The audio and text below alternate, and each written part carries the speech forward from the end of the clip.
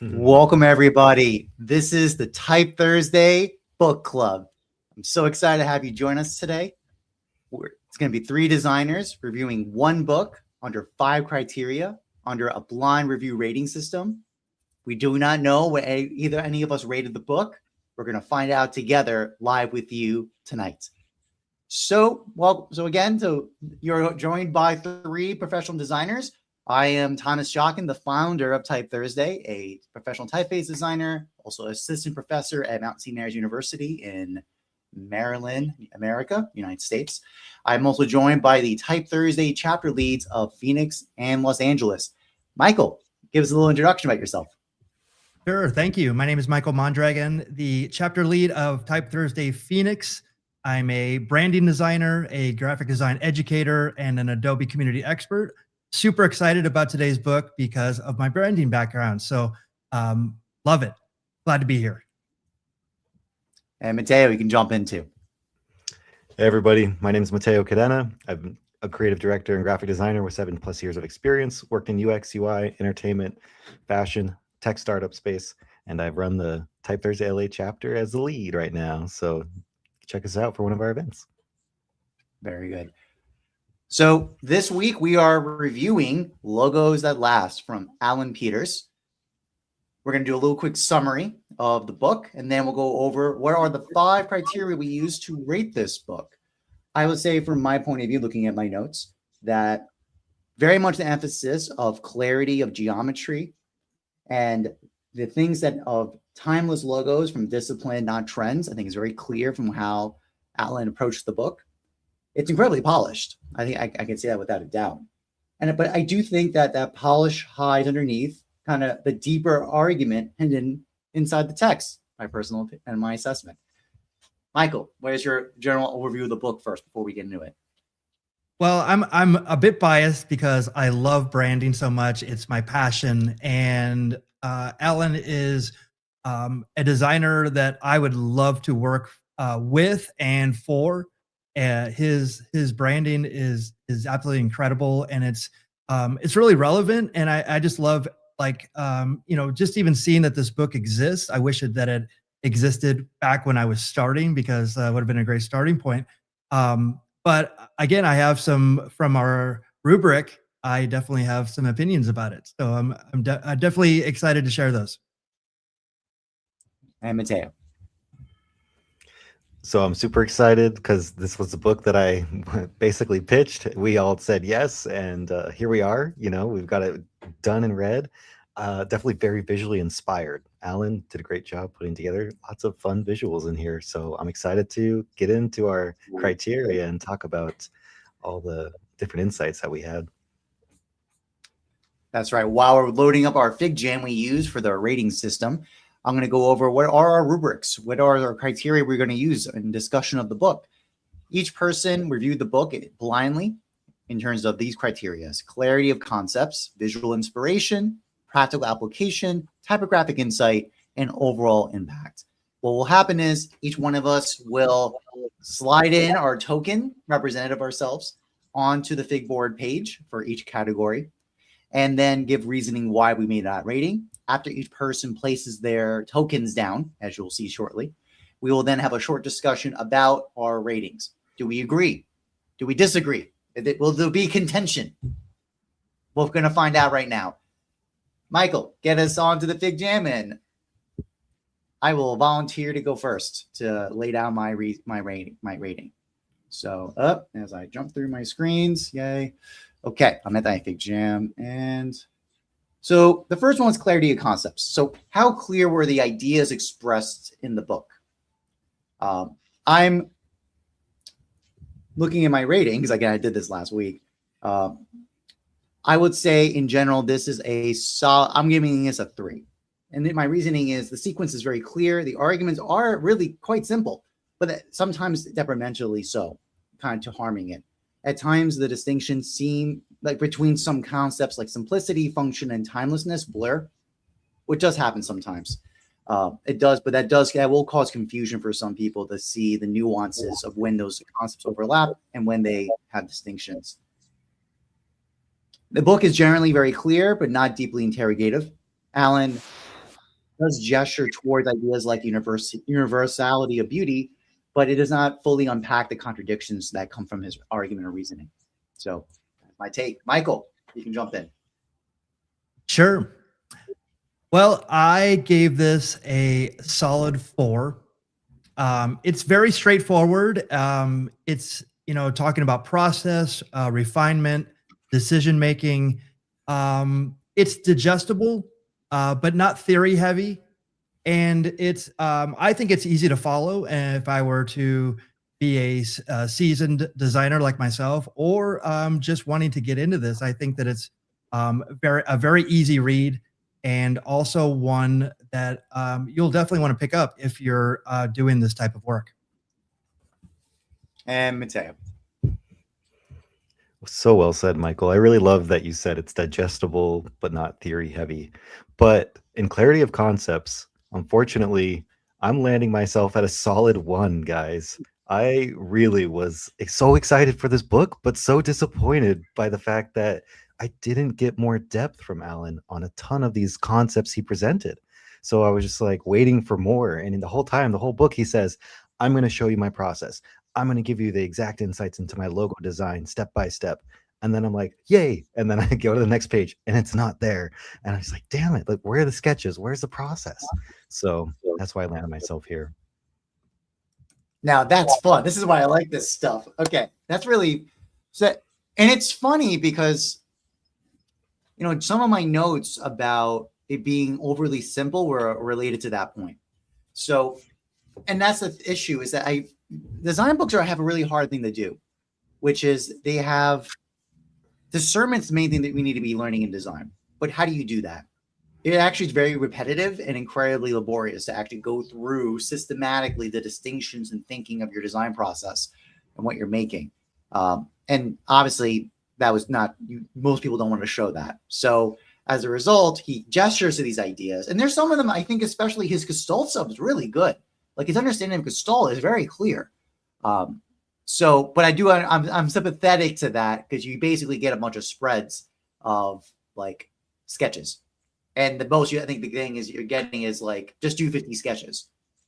But I think that's actually very important. I actually deal with my students on this. Is like, there is a difference of like how much variation you do in a sketch. A slight little variation is not a new idea, or it's not a new sketch, for example. And that's the kind of things you learn from discernment over time. So while I'm surprised by this rating, I'm surprised how aggressive you are about it.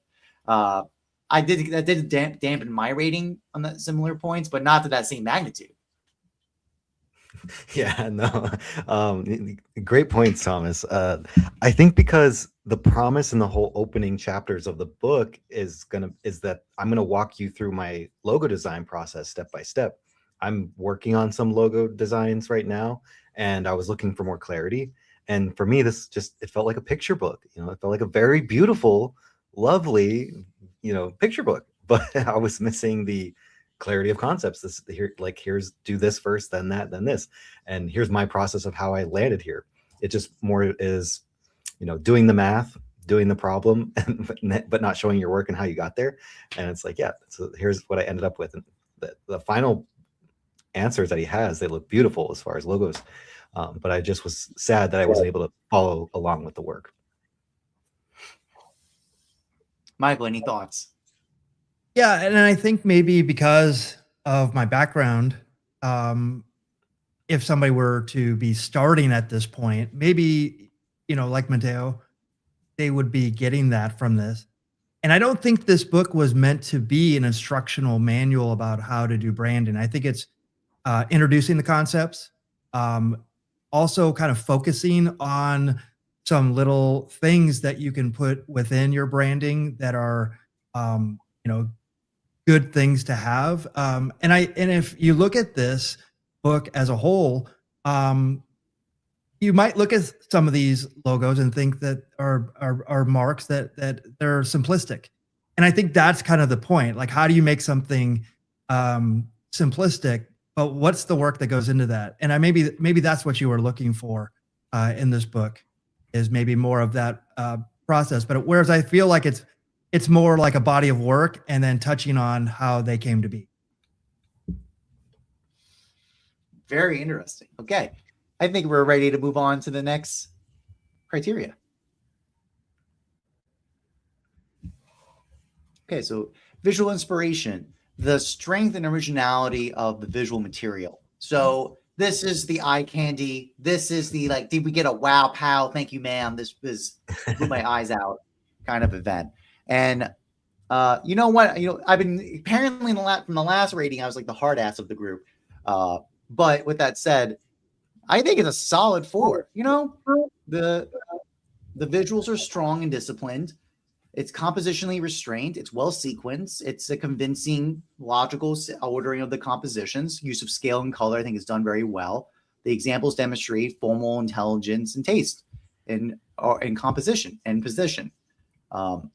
Allan's work operates safe. With that said, it does operate safely within a brand identity conventions, which is really helpful for students wanting to understand what a professional mark design or logo design looks like in the 2010s. So if you want to know kind of the straight up answer is for my introduction students who want to know what is good mark making, I would use this book. This book is a reasonable, good starting point, I would say, at least in terms of giving them something that it feels actually surprisingly approachable, right? Those are my notes. Matheo, you can go next. Yeah, let me jump in here. I think you said it right. It's very surprisingly approachable, and so I'm going to stack myself. I rated a solid 4 right here. So, and it's because it's visually inspiring. Allan did a wonderful job, throwing out beautiful design ideas, concepts, logos, and there is no shortage of amazing, beautiful marks and logos that he's made and presented in this book. So it definitely feels like almost like a lifetime portfolio showcase of his work, which was super exciting to see and very visually inspiring. It got me thinking about badge making, and I wasn't thinking of that before. So, the visual inspiration, spot on. And Michael. So I'm going to go a little higher here. It's going to be hard to get a 5 from me, but I'm going to go 4.5, maybe even 4 3/4. The reason why is when I've been doing my branding, I go through books. Before there was Pinterest, before there was the phone or the internet, I would literally go through books. And I would have loved to have this book to not only inspire me, but also give me ideas about how to use negative space, about how to possibly use shapes to kind of imply that are different things are in there, little Easter eggs within, creating 3 things that are about a mark that really connect with the brand or the people that they're trying to communicate to. I would have loved this book. And I think that that's one of the strengths that I'm reading it in a kind of a different way and then finding out the backstory of it. So I'm going to rate it high. So again, I'm probably pretty slanted because I do this kind of work. But that's where when I opened it up, I even remembered some of the marks that I saw that I didn't even know he did. And I was like, oh, wow. I remember there's specifically, there's a Minnesota North Stars redesign that was never used. And it's such an effective use of stars. I love stars. People hate stars. And so I love this in a different way. To jump in. So by the way, everybody, we have a Slack for Type Thursday, and in the book club channel of it, me and Matheo both posted up our favorite designs from the book. That star design, I think I know exactly what you're talking about, Michael. I love that one. That's the kind of thing I show my design students of, like, when I show Ace Gestalt principles of positive figure ground space. It really was fantastic, especially relative to the original it came from. So I very much agree with that sentiment you had. Yeah, Michael, I love that you do so much brand work and you have a ton of like your own mental library plus physical library that you lean on. Like you said, there was an era where we didn't have access to the internet and you had to do it that way. I think now, and Allan Peters makes this point in his book, a lot of designers are in their design dungeon, is my coined term, but we're stuck looking at our computers and devices. We don't actually go and get inspiration from the physical world anymore.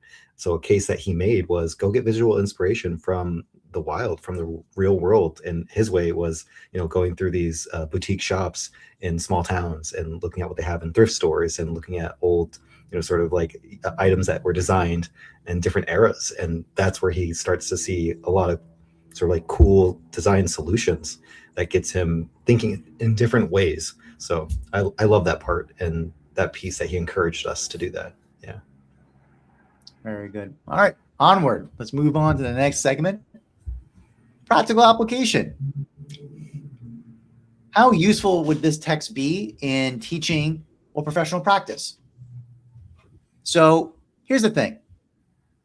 While, yes, there are solid examples demonstrating geometry and local construction, I think this book that's its main emphasis.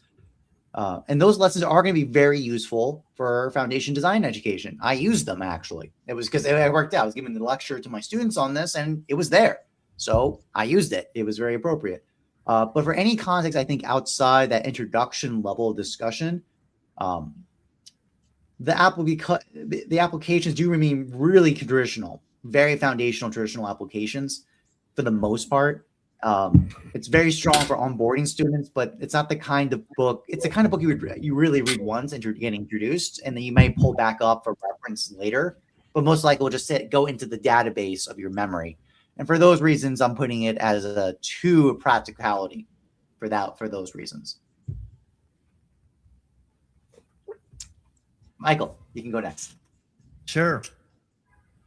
Again, I'm probably going to be biased on this one. I'm going to actually put it at a 4 because it emphasizes repetition, refinement, and also discipline of actually, there's times when you're designing something and you think that you've explored every possibility of what it could be.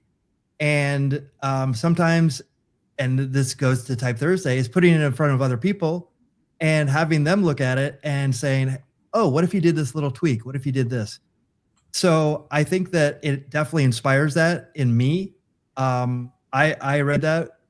Again, I may be biased on this, but I feel that it's there, and I feel it shows in the work as well. Matteo? Yeah, you guys are not going to like me. I got to be honest. Unfortunately, I had to rate this one a solid 1 again. Hater. Solid. This one. Solid upset. When I first picked up this book in the store, Barnes & Noble, I was so excited looking at the cover, looking at the inside spread, read the back, flipped through a couple pages, and I was like, this looks awesome. I'm going to get so much practical tips out of this. And again, he opens his first chapter with, I'm going to show you a step-by-step guide of how I do what I do. And every page, I'm highlighting, taking notes. And the notes I'm taking, and on the side of the margins, I'm saying, yes, this is cool, but where are the sketches? Where's the process? So I can see how you got to this final solution. And there's a couple sketches that he shows throughout the book, but they're so very far and few between, and they don't show you how he landed on that final end result. And as much as he advocates for, getting away from the digital screens and working in the physical realm, I want to see that in his workflow too. So for me, practical application, like the usefulness of this and being able to put this into practice or teach somebody else or mentor someone with this, I feel like, no, I can't. Like I can say, yes, look at it for visual inspiration, lots of lovely, visually juicy, punchy, and memorable brand marks, but you're not going to learn how to make them just looking at that. There's some like extra steps in there that I feel like weren't shared with us, even though that was a promise. So I think in general, Matteo, your main problem was the setup. You were given promises in the introduction, and you got burned because you feel like the setup of the introduction did not get fulfilled in the execution. Felt like a bait and switch. It's like, I'm going to show you exactly how I create this, and I'm going to show you part by part and piece by piece, and then we open it up and it's like, okay, we see the finished thing. We hear about how you did go through a process, but we don't see the process of you making it, putting it together. Yeah. I mean, I do agree. I mean, the thing when I share this with my students, I couldn't just give them the book for my students. I had to give them context. It was useful because then I articulated, well, look what Allan's doing. And I would walk through what his process was and how that applies to Gestalt theory and what approaches he was thinking about when he worked on this. So I don't disagree with you that in and of itself, the book itself will have limitation because it's incomplete. You need supplemental discussion to actually really understand what it's doing. Michael, because that's the point, Mike. You're the outlier in the group. Basically, you're pushing harder on the core side. So, what are your thoughts about this? Yeah, I totally get it, and I think it's also what I'm hearing is a lot of what I hear today, like online. Why a lot of designers are actually popular now because they're showing their work. I think that he's touching on it, and maybe you wanted him to go further and actually show how you make these things and maybe a more practical application of some of these things. And I do understand what you're saying though. And I probably feel that too when I'm teaching. I'm like, am I saying enough or am I not saying enough, or am I just blazing over things, or maybe I went too fast on that? So again, maybe there's that insecurity, you're trying to fill like everybody that reads it, they're going to have something different to take away from it. So, so maybe you're just wanting that show the work aspect of it, which is very, very, very understandable. Fun discussion. All right, let's move on down. We're Type Thursday, the medium place for people who love type. So obviously we had to put a criteria called typographic insight. Basically, what's the depth of typographic thinking in the application in the text? And while there is discussion of Gestalt and formal principles of design and composition, those are within the domain of mark making, of marks.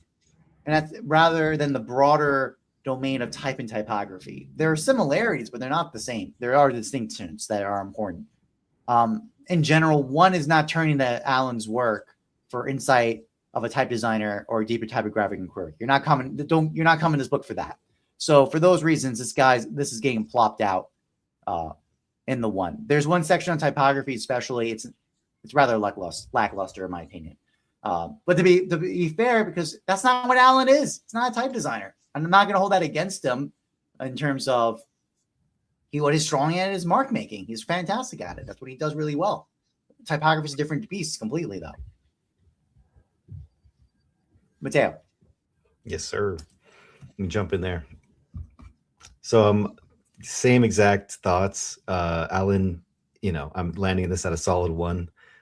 When I was looking through this, I was a little sad that there wasn't more typographic insight, because he's got such good visual inspiration and wonderful section on badge making, and that I felt like he gave us more insights into that process and like how he came up with some of these awesome badge concepts, and tons of references, and talk about geometric form and how he would balance out the badges piece by piece. And like that's where I felt like he took us through. But as far as the typographic side, it was more so mentioned in passing. So anytime he was talking about, a kerning or custom type, he'd throw it in there, but he wouldn't tell us the approach or the process or the ideation behind it. So it's like, yeah, I did it. It's my portfolio. But yeah, there was no real depth of talking about typographic concepts and how you could push them and combine them or lean into that as a piece of logo making. So yeah, for this one, unfortunately, that's where I landed. And Michael.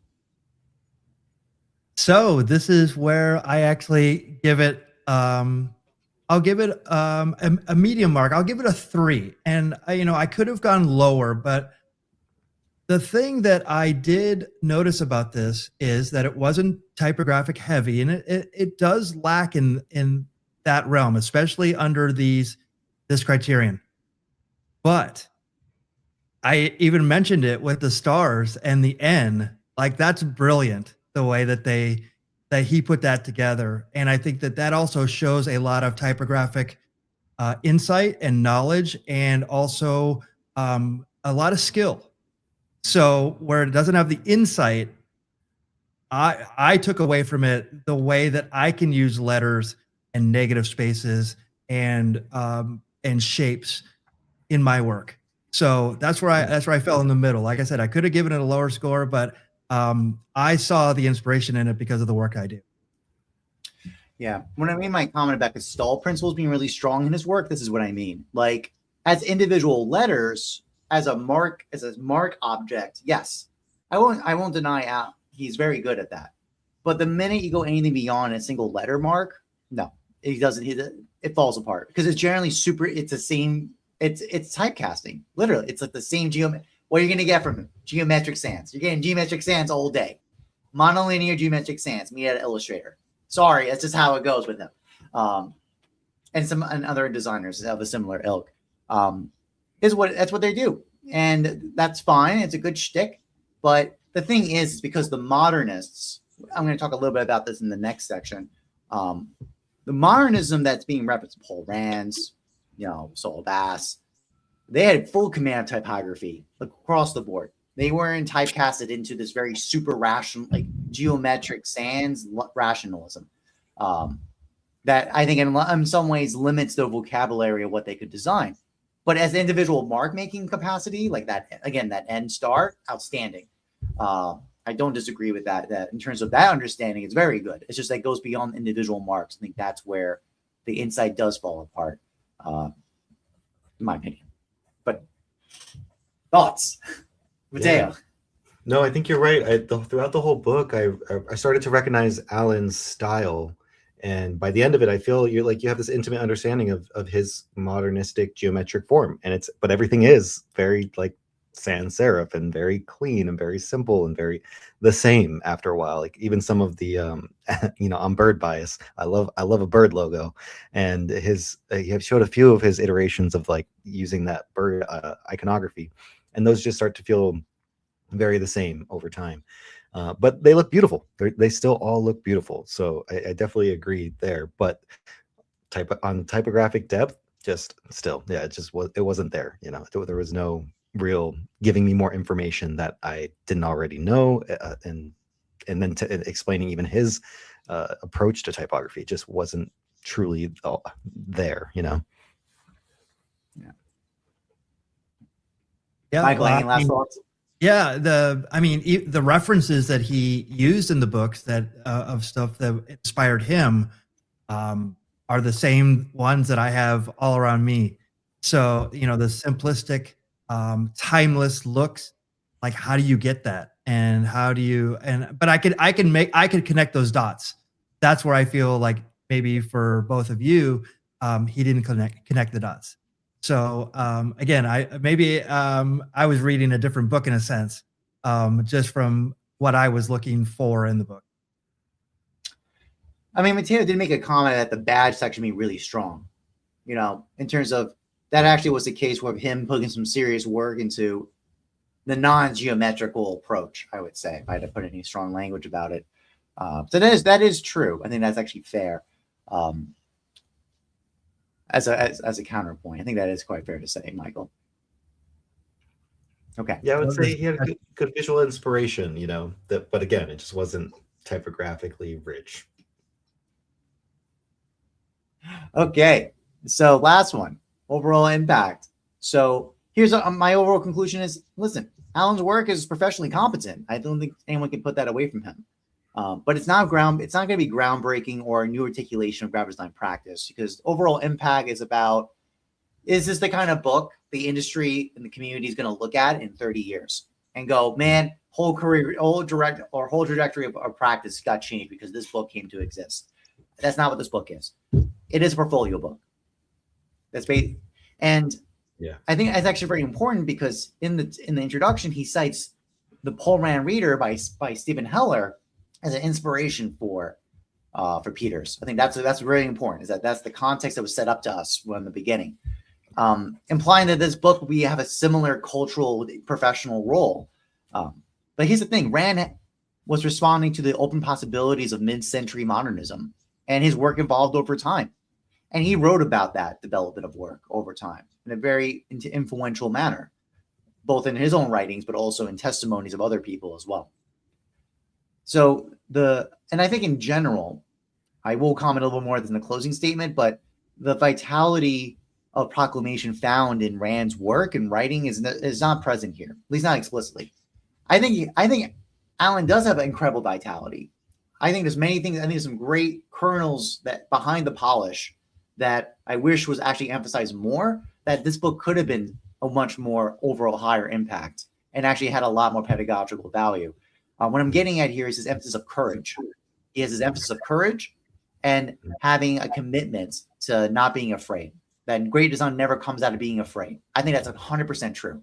And to find out, it's hidden inside the text. But he has a biography where he almost died.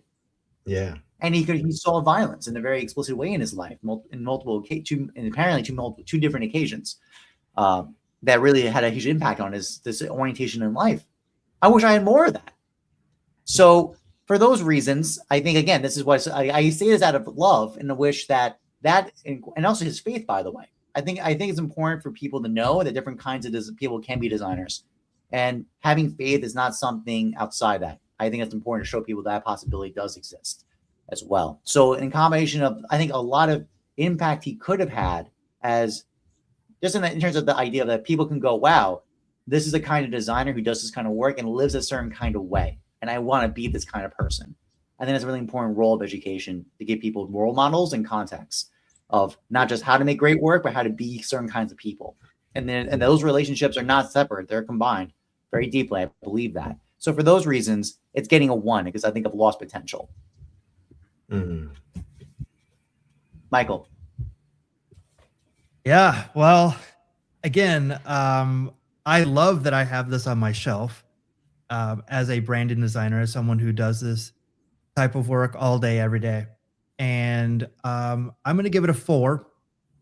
And, you know, your points are valid, Thomas, 100%. And also, Matteo, I can understand where you're coming from on this one.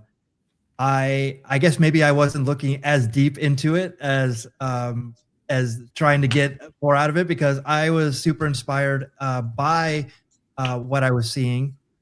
And I think that that's also something too. If I had written this book, would I be proud of the work that's in it? Yes, 100%. And it's what I aspire to do if I were to ever do a book. My body of work, I feel like, is bigger than me. So that's why I loved it. I loved it. And so, like, I'm definitely giving it a 4 out of 5. I love that, Michael. And Matteo. Yeah, you guys both made some really amazing points. And, you know, as I was looking at the overall impact that this book had on me, at the end, Allan really starts to make me feel like warm and cozy. And I feel like so good. But unfortunately, when I think about the lasting relevance in the industry, I landed right at a solid 2. And that's because this book is a portfolio book. You know, it's not a design industry groundbreaking. We can look at this and we can follow the research and follow the references and follow the how-tos and design process and learn from his process and understand design from a new perspective. It's here, you know design, and if you know design, you can have this book as visual inspiration. And you know, his points at the end about I highlighted that same quote, Thomas, of like, don't fear, right? Because like at the end of the day, designers, if we just fear, then everyone's fearing. The designer's fearing what the client thinks, the client's fearing what the customers are going to think of the logo, and then we're never getting through and doing good design work. And so in him being vulnerable at the end and sharing his personal story and almost losing his life, I've almost lost my life several times throughout my life. So when I read that, I had to read it again. And it really resonated with me when he said he feels like, you know, God gave him a path and he's still here. And now he realizes life is short and he wants to do good work in his life. And him doing some of the free work for the churches and low cost work on low budgets just to help people and do these, you know, branding so people can come together in these community spaces and find hope. That moved me on a deep level. And that had a lasting impact and impression. I felt like that was all crammed in at the end, though. So it was like if there was more of that tied in throughout the whole book, and more of this like deep thinking and deep process sharing, then I would feel like, okay, now this would have given this book a lasting impression on the design industry as a whole. But unfortunately, yeah, I landed here And I know he said, Alan, you wrote in your book you want to write another book. I was like, maybe this is hopefully it. Take what we're talking about here, and hopefully we see more of that. Even though I think he said the next book he wants to write is on badge making, which is great. I think that'd be great. Just give us more how to and show us the process, and then I would love it. But yeah, great. Just overall good feels from this book, but a lot of room for improvement. I think it's just fun and interesting how Michael interpreted the book, right? Versus myself and you, Matteo. I think it really is quite interesting. I think in general, yeah, I mean, again, it's really great. If we're talking about this as a touchstone of great work made at a certain time, yeah, the book's great. I have no issues about Absolutely. that. Yeah. I think, but the fact that there are these kernels, I think of a deeper reality. And I think I just know professionally and working with students, teaching them to have conviction and courage that what they do does matter. And like, you need to come in, like, you're not going to do, if you care about doing good work, you cannot be coming from fear. I think that's a really important orientation to live your life by. Is design everything? No, I don't disagree, but it's something we're doing and we care about it. So why not? I think it's better. I think it's better that position. I think it's a better statement. And I don't want to speak for Peters, but I have a feeling his experience, and maybe Matteo can speak on this too. If you're going to do something, it might as well be worth my time, because what else is this for? So I find that that's a story and a message that I think he also carries himself in social media that way too. Where he presents himself. He gets a lot of hate for it, but I think it's probably why he does what he does on social media as well. But I do think that the sincerity of heart that's behind what he's doing, I wish that was expressed a little bit more, in my opinion.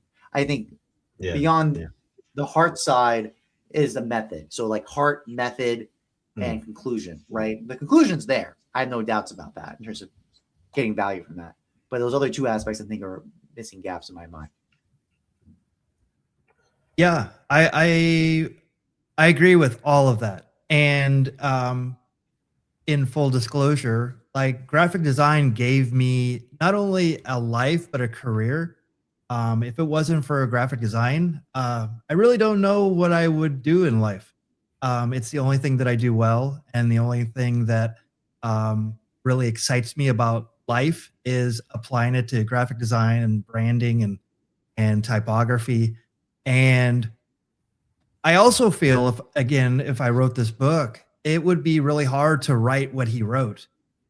And so going through that, I feel was really courageous and putting it out there. But I'm sure that, again, this is why it was the part of the portfolio book. And maybe the next one is the design book and the how to, and because badging I love, and I had a boss that loved badging, and I had to get really good at it really quickly because he loved it so much. And that's what kept me on that job. So I can't wait for that book to come out. But yeah, again, I love this on a different level, but I can understand your viewpoints on it. Matteo, any last thoughts? Well, I love that you brought up, Thomas, that, you've got to have heart and then have method, too. So you can see like he shows us he has heart, and that moves me and inspires me and gets me excited. And yeah, I wish I could see more of the method to his madness and the process and the step-by-step. So that way, because that's what, again, the promise was in the early beginning of the book, even a few times throughout the mid. And I'm going to show you exactly how. And I'm like, yes, I'm excited. And then that's not there. So it just feels like there's something missing. There's definitely something missing for me that I didn't quite land on. With Michael, what you were mentioning too about like the badge making section, absolutely, and how he wrote this book. Allan, like, great job simplifying the concepts. I think this is a wonderful book on the sense of he's taking very complicated subjects and really simplifying them down into an easy and understandable, approachable way.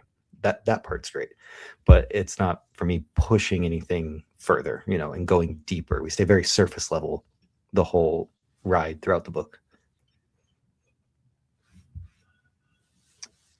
Well, I think we should just do last round review. I'll do Closing statements or assessments. I would say in general, Logos at Last preserves the modernist logic with a very high degree of polish and discipline. But it doesn't really, as Matheo said, doesn't explain or it doesn't expand or re-articulate it to contemporary conditions. But there is real conviction in the book. You know, you can sense that the designer really believes in courage, faith, and beauty. But that conviction really does seem partially concealed. You know, had this been brought fully to the surface, it could have articulated not just how to make better marks or symbols, but be that a better kind of designer as a general person. I think also I do agree. I think everyone's agreeing that also the badge section was like its own thing. And in fact, even Allan said it himself, because like that's what he wants to do is a whole book on it. It's almost like that should just be the book itself, in some ways. So the work demonstrates competence. It does demonstrate care and it demonstrates taste, but it doesn't demonstrate transformation. And that's my closing remarks. Matheo. Thomas, you just like mic dropped it right there. This is a mic drop right there. Damn. Yeah, I got this section of the book open about, visual rhythm, and my big keynote is like, these are beautiful, Allan, these are beautiful. Your logos are absolutely gorgeous. The pattern making, the logo making, the visual rhythm that you create is so gorgeous. I really wish I could follow along with your process so I can start to, experiment with that more, because that's where I'm maybe struggling right now and want to get more insights. And the visual inspiration is there. It's there. It's great. So this is a wonderful portfolio book. We found you on Instagram, saw the book in Barnes and Noble, and then I was like, wait, this is Allan Peters. That's him. And I was super excited. And then unfortunately going through the book, I'm just like, oh, okay, missing some pieces here. So if you're going to make the next book, please, give us more method, give us more heart, just like you gave us at the, tail end of this book, and definitely go deeper on the badge making stuff. It sounds like we're all on board for that. So, yeah. Michael? Yeah, I'm just going to keep it short and sweet. If you're a branding designer, if you're a graphic designer, I think that you'll really enjoy this book. But yeah, all of these different perspectives are definitely valid. And but again, like you said, it feels like a portfolio book, which I think that it definitely is. And maybe the next one will definitely satisfy that creative spark of how it all came together a little bit more in depth. Very good. All right, so we are now transitioning to the wildcard segment. We have a bunch of prompts to be just a wildcard transition from our review section to the second act of the episode. So, Michael, lead us away. Do it. Spin the wheel. Spin that wheel. Yeah. Oh. How her little vibe. I came red. I did like a vibrant red. Here, like really fire red. Very passion. Man's got he has convictional passion on what he works on. So that's the first thing came to my mind. The color palette, I think he nailed it himself. This beautiful orange. Yeah. Yeah, you've really got to see this book in person to appreciate the color. And he uses like lovely orange and black throughout the book, and then white. And it's just, there's so many good moments of like this. I love this, like, beautiful modern sans serif, very clear, striking orange. So yeah, Allan, you made the color palette. It looks great. You did a wonderful job on that part. And yeah, it describes the overall vibe. It's fun and creative. Yeah. Oh, is Thomas dramatic pause again? No, I'm here. I was very still for a second. I love the orange color palette. I also think that I see this a lot now. I see a lot of oranges, and especially like maybe black and yellow is another one that I see a lot. But I'm gonna go with how about charcoal and like a cream color. I think that would be an interesting variance of it. And I also like the there's kind of like, I don't know if it's intentional or not. Maybe it's just because of the inks. It looks like a bit of a spot UV. Yes, I see it too.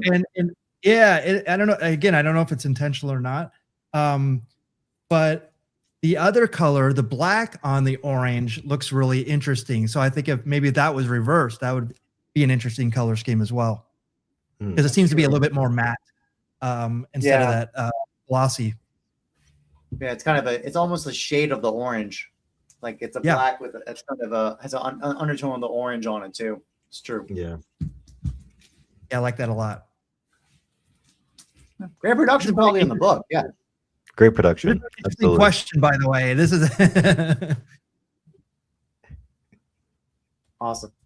Very good. All right. So, by the way, this is a live show. So I don't know if I think I saw some comments and some waves in the audience. I think while we were talking. So yeah, we got quite a few comments from Julian, Andrea, Mike the Mollusk jumped in there. Yeah. Oh, definitely eye catching. Thanks. Do we know when that was like preach when? When I was yes, I saw the timing on that. It was when I was summarizing after your summary, Thomas, at the very end. That's when he was like, yeah, preach. Cool. Yeah, so thank you for those who've been watching the show. Love your comments. Always please do so. We'll be sharing on the screen.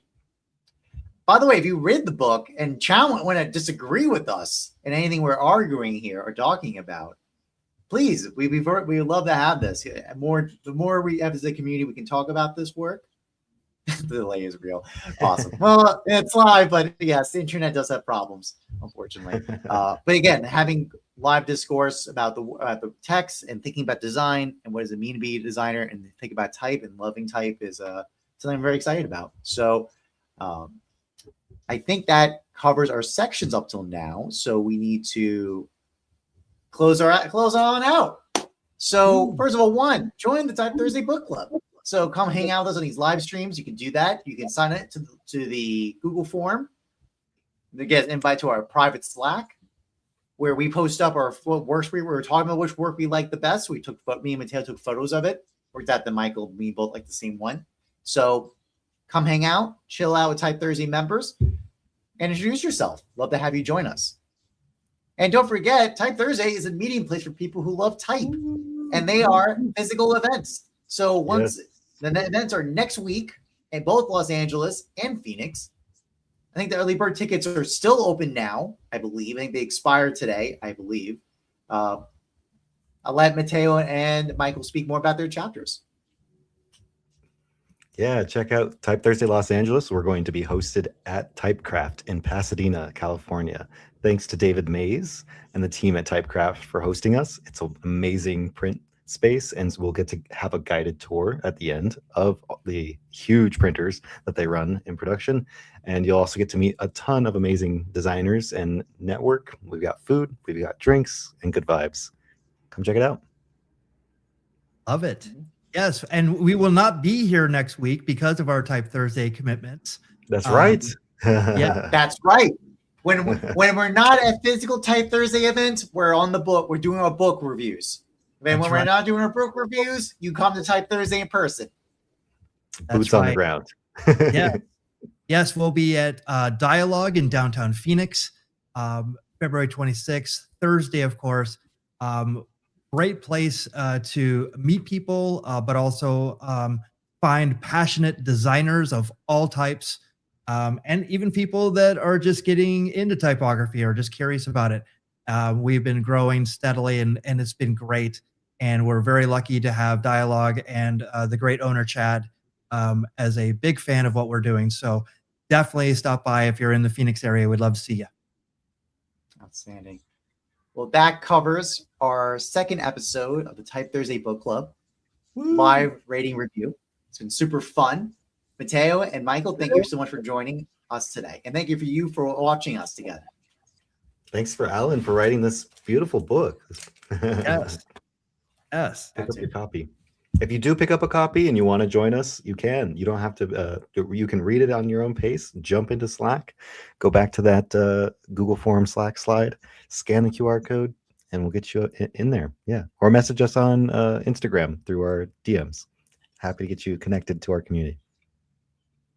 Love it. Well, that's it. So let's wrap it up. Thank you, everybody. Have a great night. And remember, no book club next week, but we'll be back in 2 weeks for our next book. Oh, I forgot my bag, so I don't have it with me. One of my favorites. I'm happy. This is my recommendation. Oh, good. You two will both have it. Thank goodness. 7 Habits of Highly Effective People. I swear by this, and Type Thursday was built on that book.